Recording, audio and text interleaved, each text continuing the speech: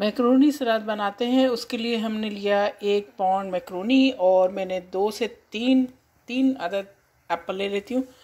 और हम पानी को गर्म करते हैं और बॉईल होने लगते हैं पानी, तो उसमें 1 चमचा नमक का डाल देते हैं। बॉईल होने के बाद हम इसमें मैक्रोनी शामिल करेंगे। पानी इतने बॉईल हो रहा है, इतने हम अपना एप्पल को छील लेते हैं, पील कर लेते हैं। सेब पक्का ही इस्तेमाल करें, कच्चे सेब नहीं लें। इसमें घुमा कर देख लें कोई दाग है जैसे ये, तो मैं इसको निकाल दूंगी। दरमियान का हिस्सा हार्ड वाला पोर्शन, इसको भी निकाल देते हैं।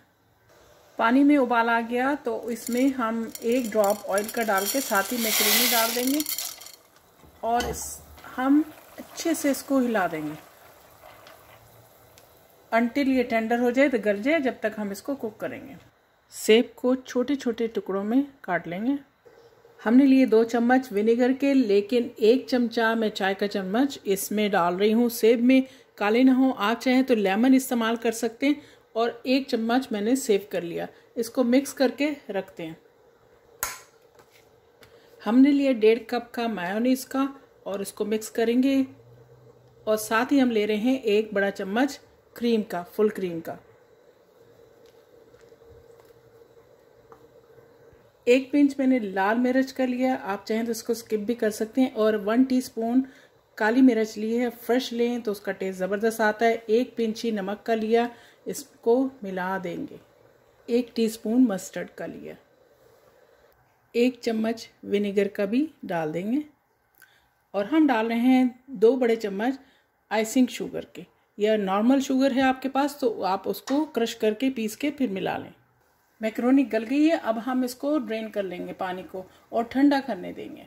मैं इसको पानी रिंस करके ठंडा नहीं करूँगी, बस ऐसे ही हिलाते हुए ठंडा करूँगी, क्योंकि पानी ये ज़्यादा एब्जॉर्ब कर लेगी तो हमारी अच्छी सी सैलड नहीं बनेगी, या कुछ देर के बाद सैलड में पानी छूट जाता है।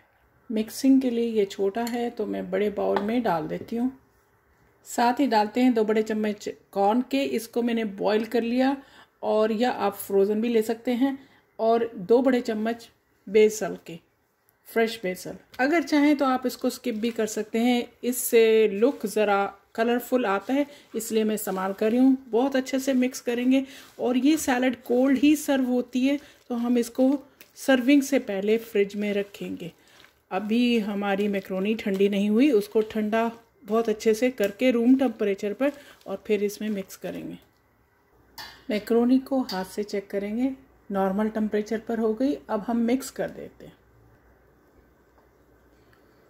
हमारी बन रही है ज़बरदस्ती मैक्रोनी एप्पल सैलड। टेस्ट कर लेते हैं कि कैसी बनी है। वाओ!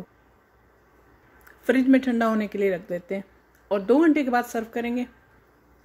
आपको हमारी रेसिपी कैसी लगी बताइएगा ज़रूर। Thank you for watching.